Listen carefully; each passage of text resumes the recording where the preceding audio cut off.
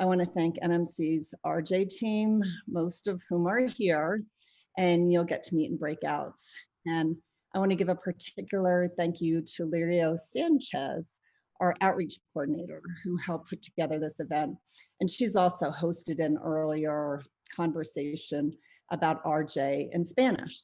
So without further delay, I'd like to welcome and introduce the facilitator of this conversation. I met her several years ago when we first started working together on the RJCU. She's a Senior Director of Policy Innovation at the Sorenson Impact Center and co-author of a 2018 article entitled Needs Assessment for RJ Practices in Utah Schools. It's my pleasure to introduce Caroline Ross. Thank you so much, Gretchen. And I'm delighted to be here with all of you today, along with a few of my colleagues, to discuss restorative justice practices in our community and the possibilities that it offers. You will notice that today we titled this a community conversation.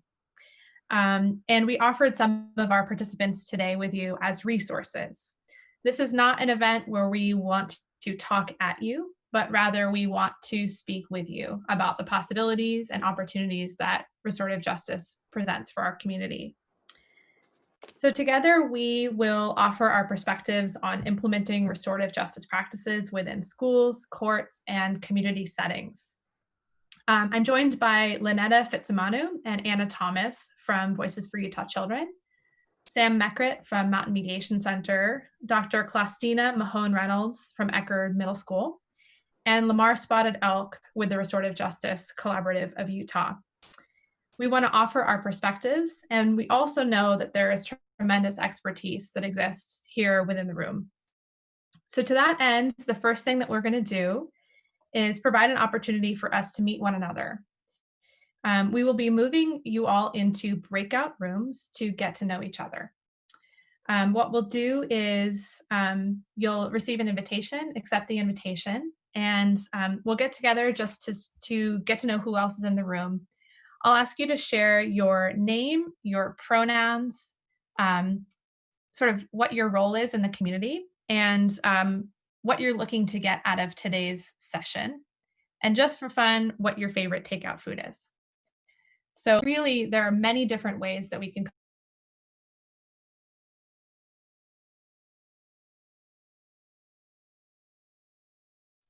A growing body of research demonstrates the efficacy of restorative justice, but it's really important that we understand that this research is all based upon implementing restorative justice with fidelity or with adherence to best practices. Fidelity often takes years to achieve in a community, in schools, and courts. It is a commitment and it is a process.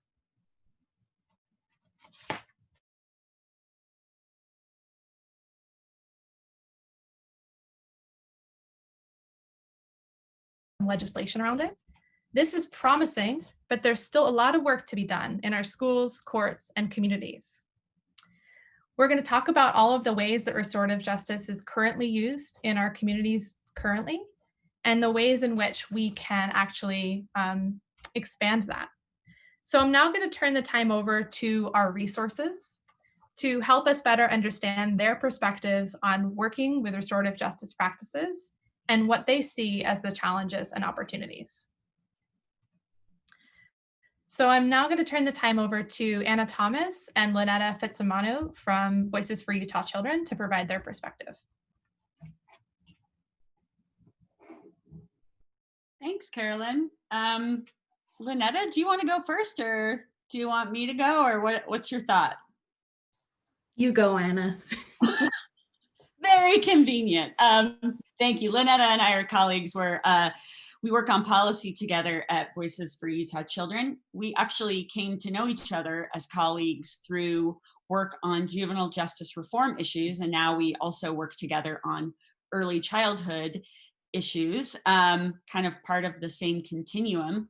I first learned about restorative justice a lot from Lamar Spotted Elk and many of his colleagues at Salt Lake City School District, and then got to know more folks who are practitioners. I actually was introduced to it largely as a policy solution, a practice that we could recommend in lieu of the normal retributive type of school discipline and juvenile justice interventions that Carolyn discussed in her presentation. But I think as I've been working more with practitioners like Lamar and Dr. Reynolds, I've come to understand more how I can apply restorative justice principles to my work. Often we talk about how we should be using it with kids, how we should be using it in courts, and we forget to practice it in our professional circles with other people, and really modeling in our everyday work what those values and principles mean. And that's given me a different sort of appreciation for how restorative justice can be practiced on a daily basis with the people I interact with, even though I'm not a teacher or a judge or an attorney. Lynetta? Sure. So as Anna mentioned, we met when I was working for the state. I did work as the Racial Ethnic Disparities Coordinator for the Utah Board of Juvenile Justice. And that's when I was first introduced to this concept of restorative justice and practices through my work with Voices. And for me, I was like, this seems like something I already know. Being Native Hawaiian and Samoan, a lot of the community work I do is restorative, but it's just called something else, you know? So when we started talking about restorative justice, it was important for me to center it in my Native and Indigenous roots. And so I think it's really important that when we do the work, that we acknowledge and base it in where it's coming from, especially because a lot of this work will impact communities of color, youth of color. And so I think it's important that we pay homage to that. And so restorative justice to me has always been something named differently, but I'll just share a little bit because it's just coming to my mind since I was asked to be on this panel group. But my mother had always taught us two important restorative values. The first being kuleana, which is in English, a responsibility, that we have a responsibility to ourselves, to our community, but also that responsibility is to see the value in everything. So the value in our environment, the value in our youth, and that we invest in that, and we invest in that by also investing in ourselves. And then taking it further, my mom is always ragging on us when we have disputes. But there is a Hawaiian type of conflict mediation called ho'oponopono. Don't Google it, because if you do, you'll see some crazy, like, appropriated stuff out there. But really, it means to make things right and to live righteously, meaning that you can't live a truthful life if your relationships are out of balance. You can't. It's important and it's central to, you have a responsibility to building community and relationships. You know, back in the islands, you can't like escape each other. You have to learn to function together as a community.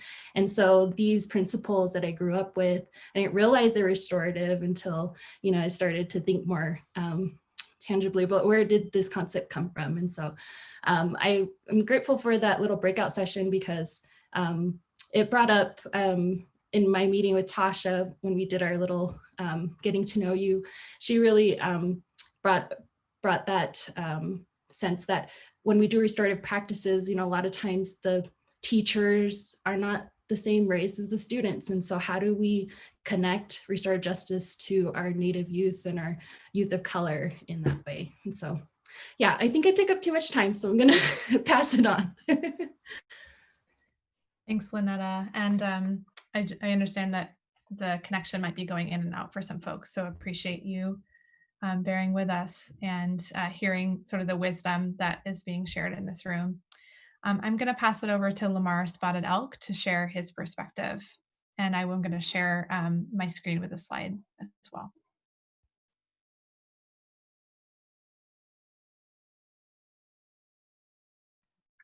Thanks, Caroline. Thanks for having me here. Also, thank you, Gretchen and Sam and Mountain Mediation for setting this whole thing up. And I appreciate everyone who's here today. I'm really happy and surprised actually to see so many people here on a Monday. So thanks for being here. My experience with restorative justice comes from a lot of people in this room, actually. There's some good people in here who've influenced me, who made a mark in where I work. I work in schools. I work in the Salt Lake City School District, and became aware of restorative justice. Kind of what Lynetta said. There's a part of my culture. I was born on my reservation in Lame Deer, Montana, and I'm Northern Cheyenne, and I wish some of that culture could emanate into our society, and talking about the circle, what we talked about earlier, how sacred the circle is, how not only sacred but metaphorical. When we sit in a circle, we're all equal, and no one's in charge, and that's how really different that is in our society that we live in.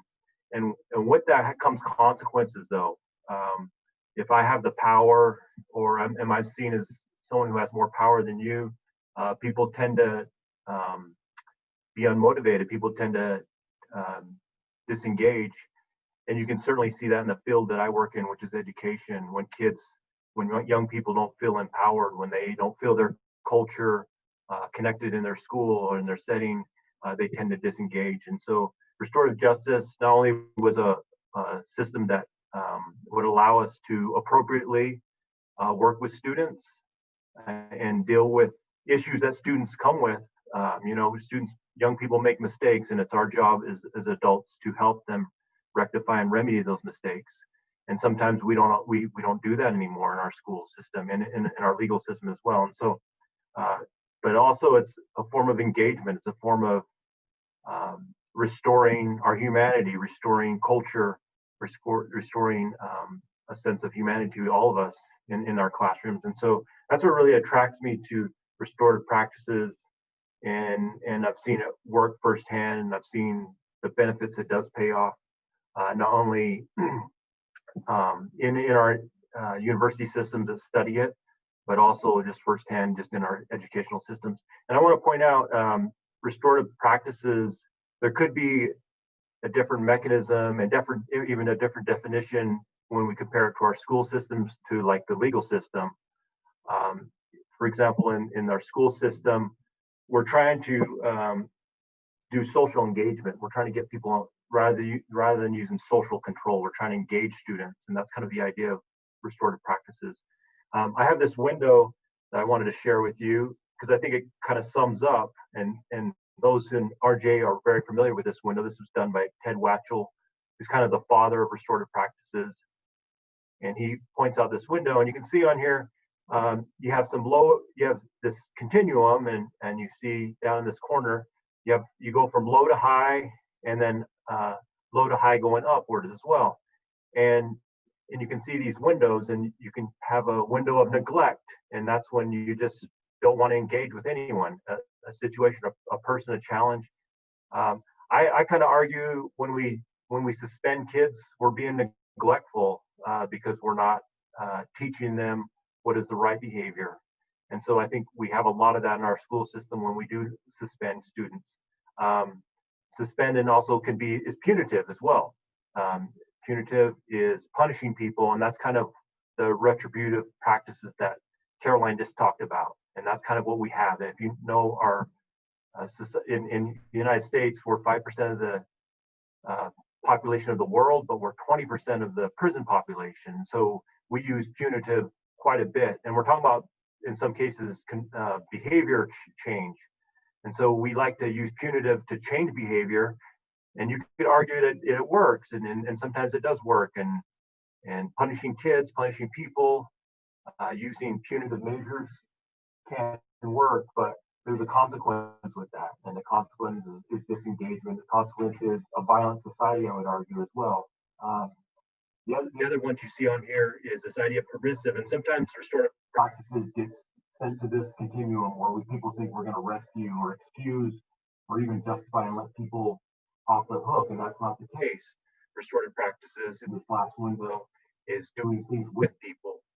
It's cooperating with them, collaborating with them, helping young people take responsibility when we're talking about schools, being accountable as an adult. When I make a mistake, being accountable to my family, to my parents, to the young people I work with, modeling that is very important to do that. And so I think this is a really good description, and I have this on my wall in my office, and just to look at to remind me of what my responsibility is to the students I work with.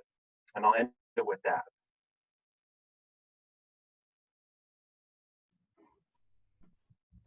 Thank you so much, Lamar. I'm going to pass it over to Dr. Claustina Mahon-Reynolds, who will share her perspective from Ecker Hill Middle School. Good evening, everyone. How are you? I just want to give a shout out to Mountain Mediation and Anna Thomas. Thank you for having me here on this panel.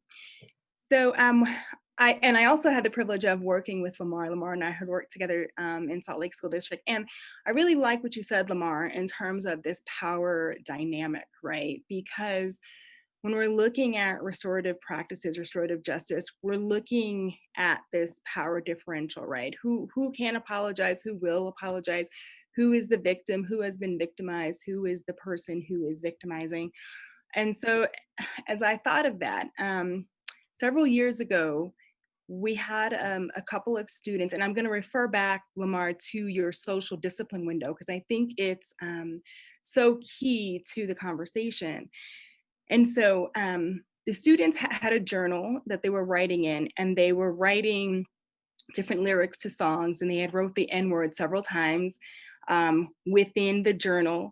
And the teacher that they had where they were using this journal happened to be a teacher of African descent. And so she was looking through their journals, which she did on a weekly basis anyway. And she saw the N-word throughout the journal.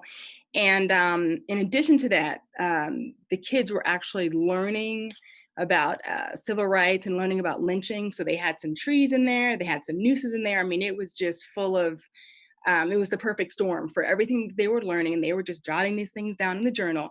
And the teacher she was upset, but more than anything, she was hurt, and she felt unsafe. She felt like, you know, are the kids going to hurt me? They put this in their journal. I'm their teacher. I thought we had a good relationship, but I'm not too sure with what's in their journals. And so, you know, you look at that and you say, how do you deal with it? And bringing up that social discipline window, right? A lot of times we go to punitive. So punitive for the students, because it's like, whoa, what are you doing?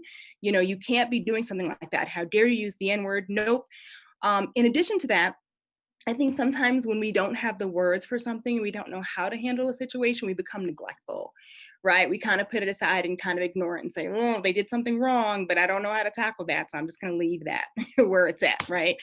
And then we can also become permissive, right? And maybe say to the teacher, well, I don't know if the boys really meant it. They don't really know what they're doing. They probably heard it on a song or something in social media, right? And so that's really not helping anyone. It's not helping the teacher with her feelings. It's not helping the boys really understand what's happening here and what they did. Maybe they didn't mean to. Maybe that wasn't their intent, but they have to understand the impact, right, of their actions. And so in that situation, after speaking to the teacher, I also spoke to the students. And, you know, normally, you know, you could say, well, you know, you are threatening the safety, you know, of an adult within the building, and you can come at it from a punitive, right, standpoint, or you can come at it from a neglectful and just kind of say, you know, you boys shouldn't say that, but they don't know why. Like, why would you not be able to use the N-word? Why is it not okay to put that throughout your journal? Why is it not okay, even though you're learning about civil rights and you're learning about things that have went on in our American history, and you're just kind of dismissing it? That's not okay either, right? And so really what happened there was it was an opportunity and a chance to be restorative and talk to the boys about the history of the N-word in the United States, and talk to the teacher about how she felt, and then bring the parties together, both the teachers and the students, to be able to have a conversation about their actions, what they did, how they felt about it, why they did it, right? and understand each other. And so from that, the boys, obviously, they didn't understand the impact, first of all, of the word. They really had no idea. You know, their experience of the word was experiencing the word in the context of songs, lyrics, right, social media. And they really didn't know what it meant. They just were like, oh, we think it's like a bad word against Black people. But to really understand the root, right, of that word and the damage that that word, you know, has caused. And for the teacher to be able to get her feelings out and still care for her students, but say, wow, this really impacted me in a way in which it hurt me and I felt threatened. You know, my life, I felt like you boys were gonna do something to me. And for the boys to hear that and say, oh my gosh, we never meant anything like that.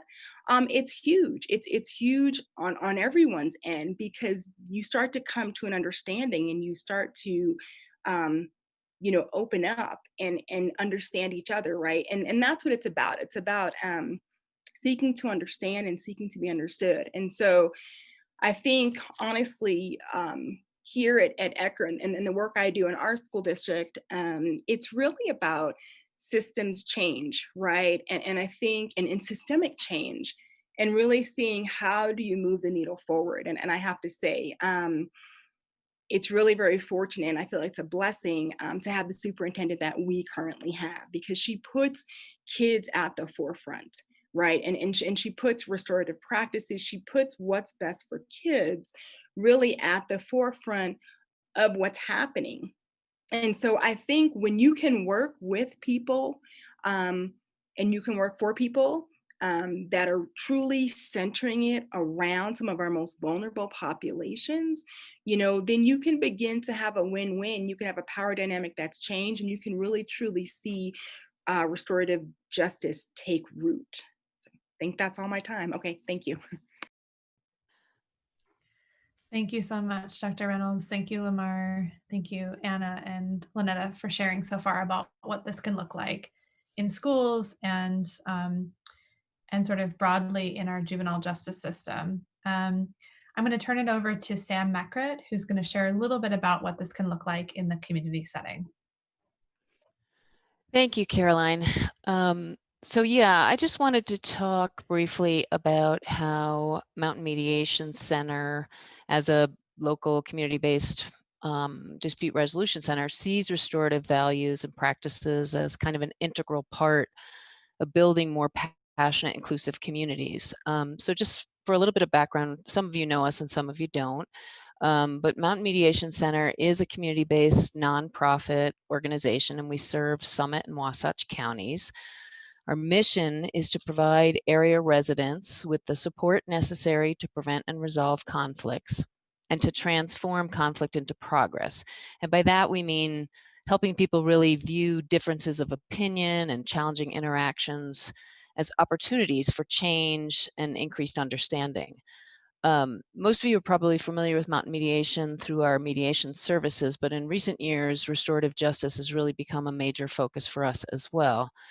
Our vision really, or our hope for the communities that we serve, is that they can become restorative communities. So kind of a more holistic vision of how we can use restorative practices and principles in the communities.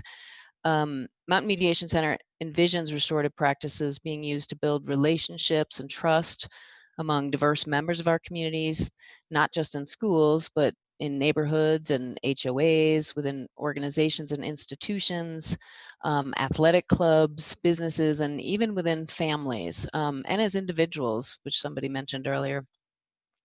So to that end, we offer training and ongoing mentoring to anyone wanting to employ this philosophy and these practices. And we do know from data and personal experience that only by implementing restorative practices with fidelity are we really going to be able to see the kind of positive results that we hope for.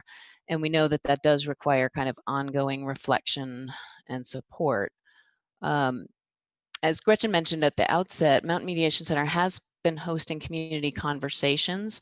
Part of our goal there was to introduce people, including parents of school children who may be experiencing restorative practices in our schools, to the experience of sitting in circle, to listening to people with differing views and being listened to with respect and compassion.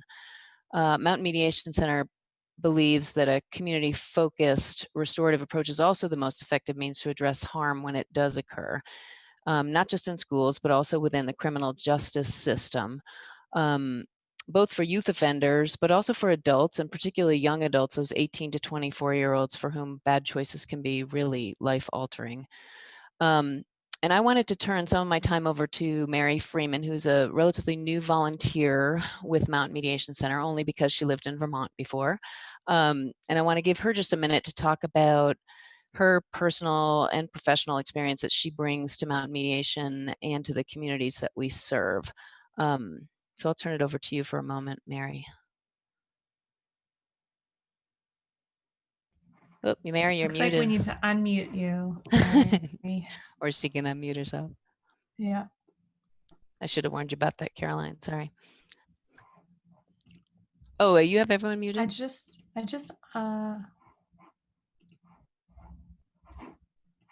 trying to unmute. There she goes. Hear me now? Yep. Okay. Hi. Thank you. Yes. Yes, so like Sam said, when I lived in Vermont, I created, with the help of our local police department and the Department of Corrections, a direct referral restorative justice program for our youthful offenders. My passion for this came about when my son committed an offense in a neighboring town that already had a restorative justice program. In fact, it was the only town in Vermont that had one at the time. So he got pretty darn lucky. As a parent, I found the process to be a very fair and humane way of dealing with our young offenders.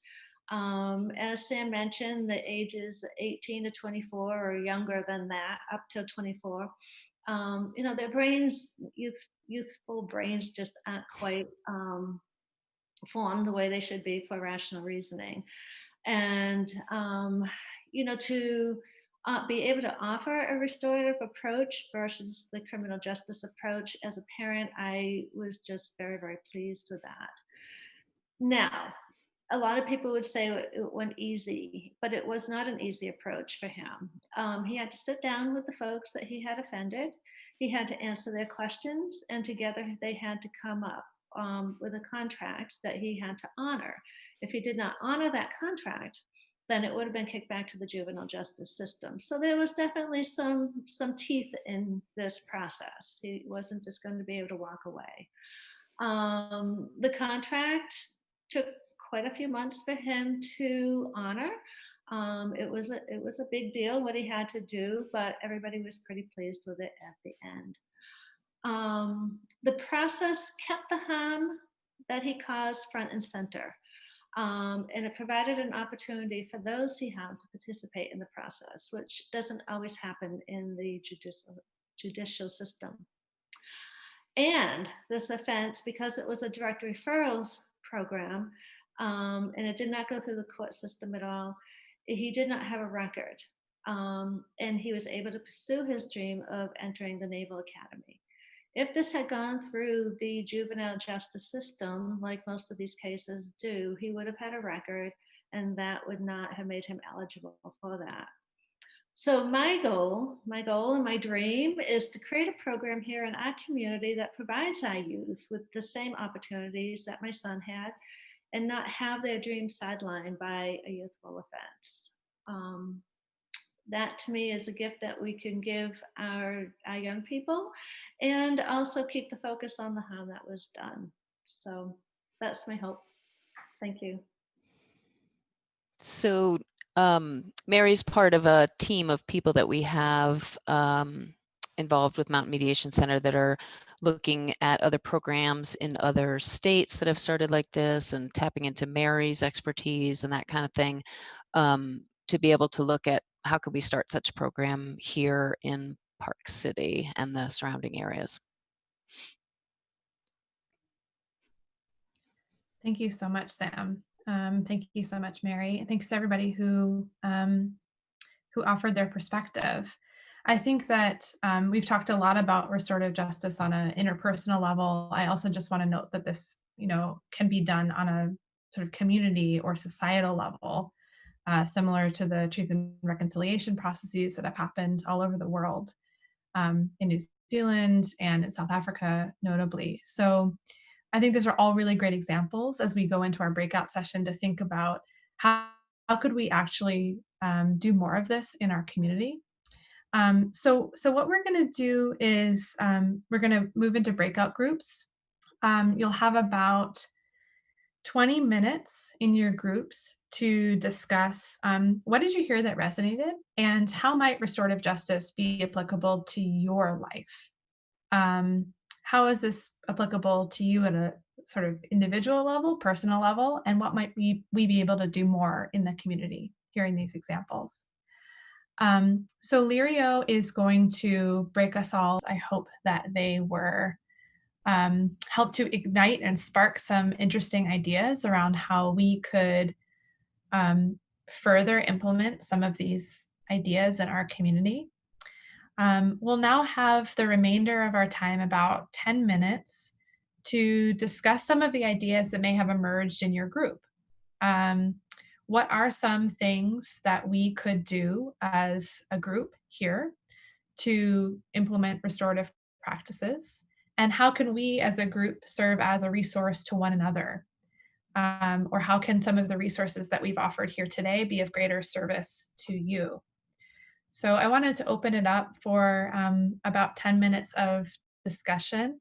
What I like to do is if you want to speak and I'm not sort of getting the message, please feel free to type in the chat box. You can also sort of amplify and say, yes, I agree with that in the chat box when you hear something that someone says. And I will try to sort of look around my screen here and see who might want to share. But in general, just sort of unmute yourself and share, and we will do our best to make that a smooth process.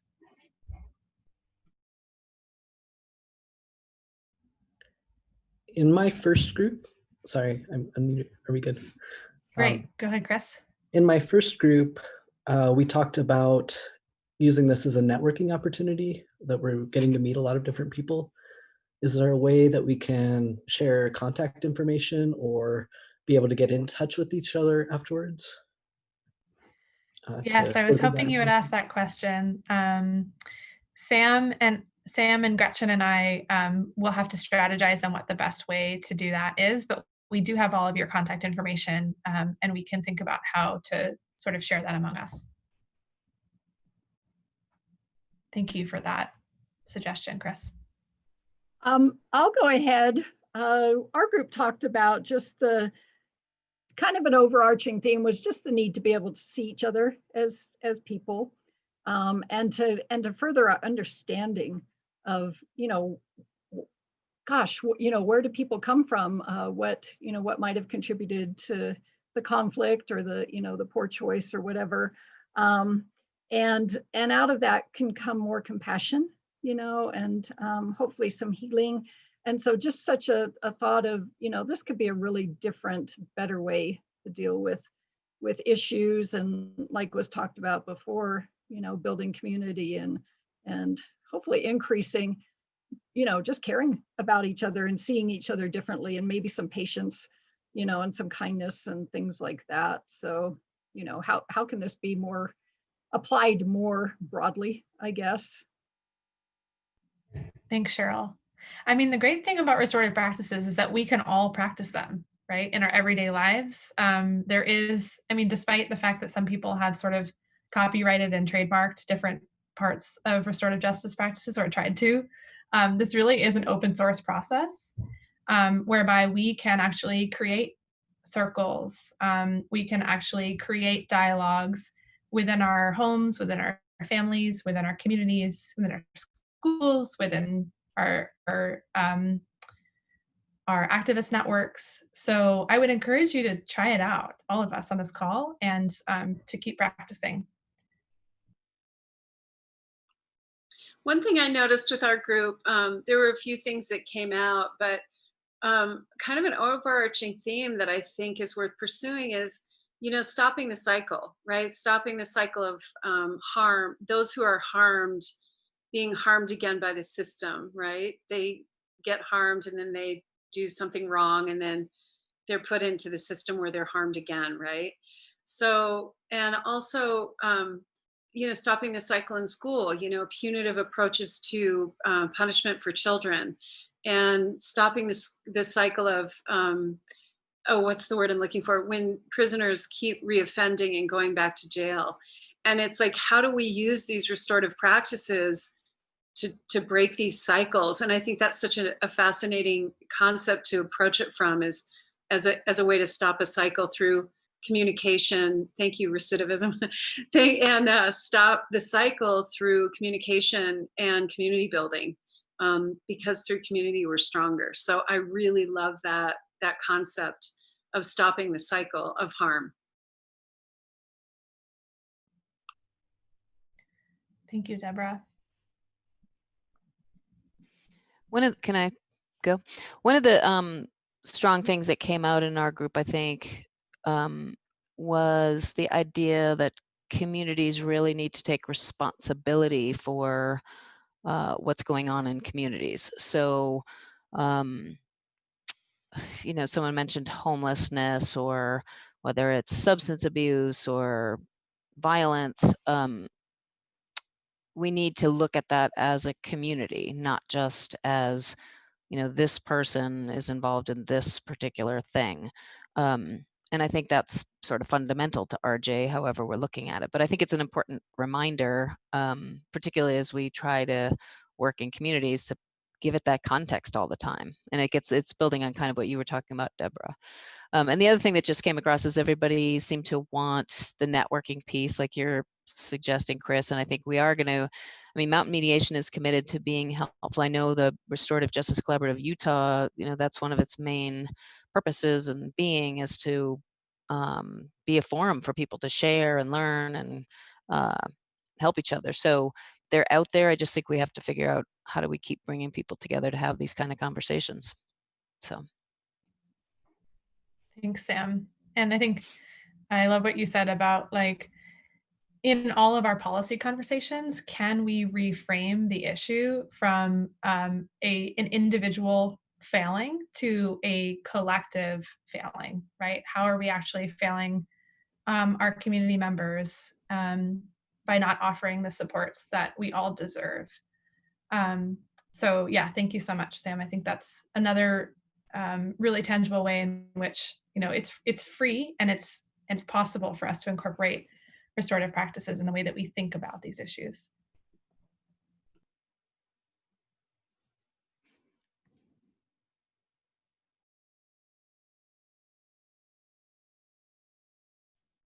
So I can speak to my group. I had the who's who of the group. I had Claustina, Lamar, and Dr. Dominguez, and they knew each other so well that we had a lovely conversation about schools and being supportive within schools, teaching faculty, being supportive of faculty. Claustina talked about a wonderful book called Cast that she is giving to every faculty member so that they can have a better understanding. I think we touched a little bit on policymakers and how to kind of get the word out to them and get buy-in from policymakers. And I also mentioned that I thought that RJ was the best kept secret. So I'm glad to see more people embracing it, and that it made its way from New York City and all these other places. And any of my group want to add to that?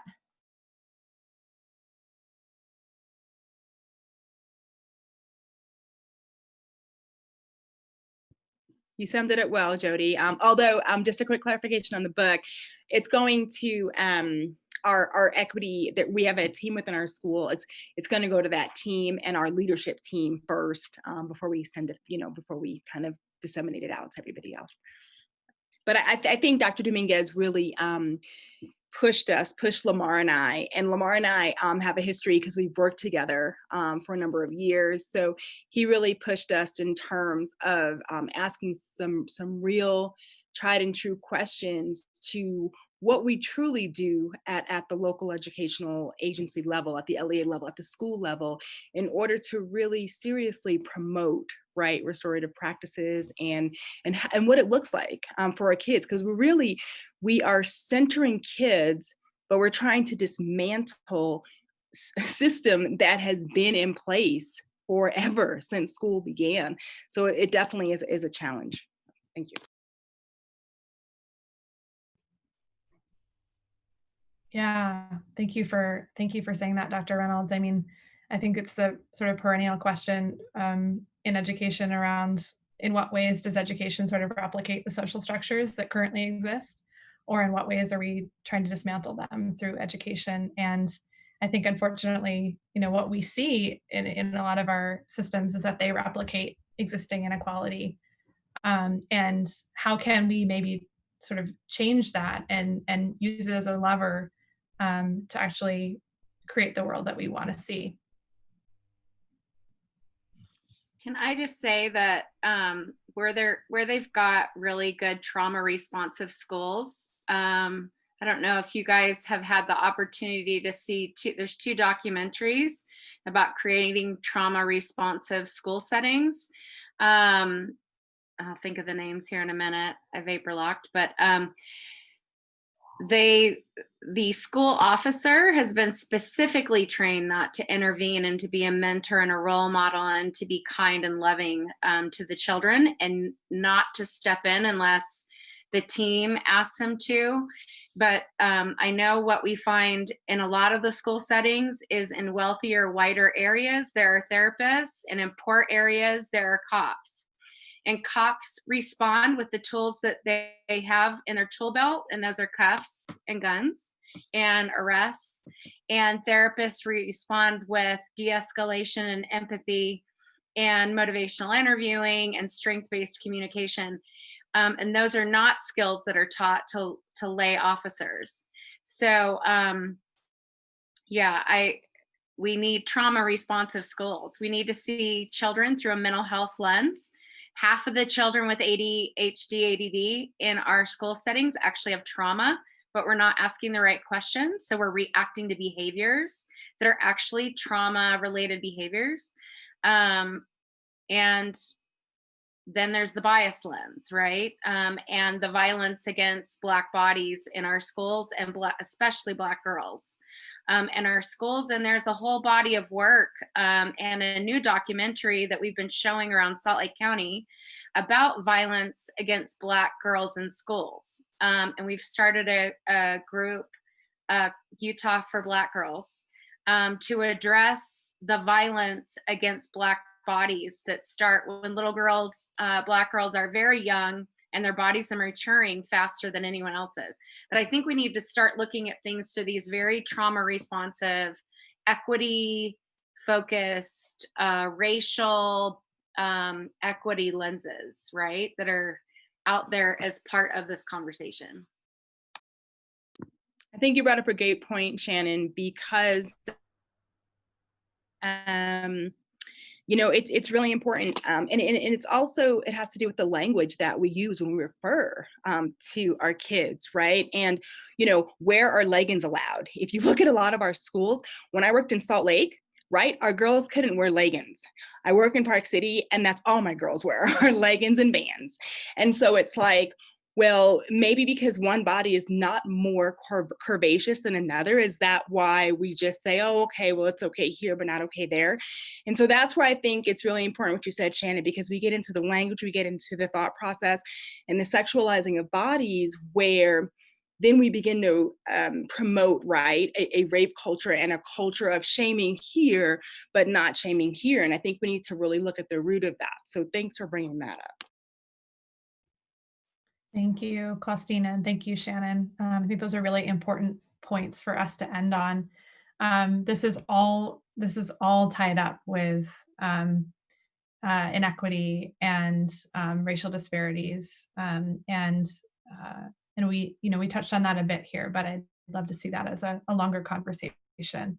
There's been some really great recommendations in the chat for books, as well as programs that are local. Westminster College, Beyond Survival is a fantastic book about transformative justice in the community. And Fania Davis, a little book on restorative justice that focuses on race. Thank you, Paula.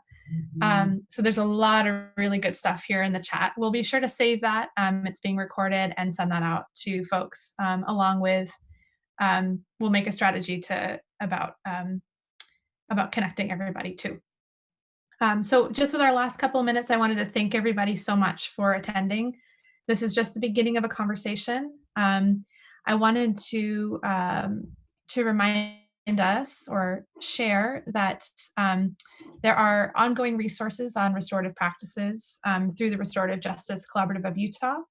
You can find out more about that at rjutah.org. We have monthly meetings as well as sort of ongoing networking and listserv about opportunities in the community. And there's also a group within Restorative Justice Collaborative of Utah that is thinking about how we can enact some policy change around restorative practices in Utah. I'm going to pass it over to Sam to let us know about some opportunities at Mountain Mediation to continue the conversation as well.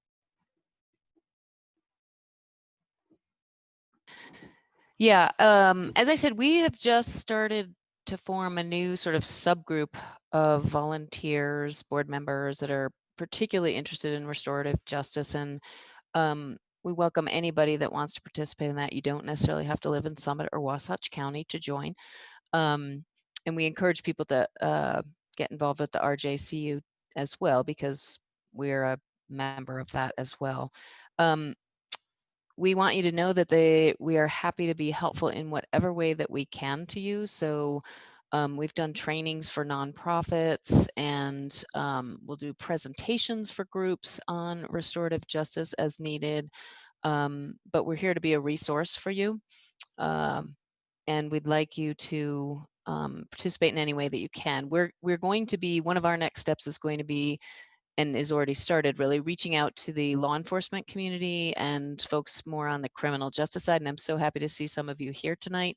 I feel like RJ has progressed in schools at a faster pace than it has on the criminal justice side. So we're going to be doing some conversations and also networking with some of the groups in Colorado and the East Coast that have started these sort of programs that keep kids and adults out of the criminal justice system. So anybody that wants to get in touch with us, just you can email the email that you had before, go to the website, whatever. We're happy to have you participate.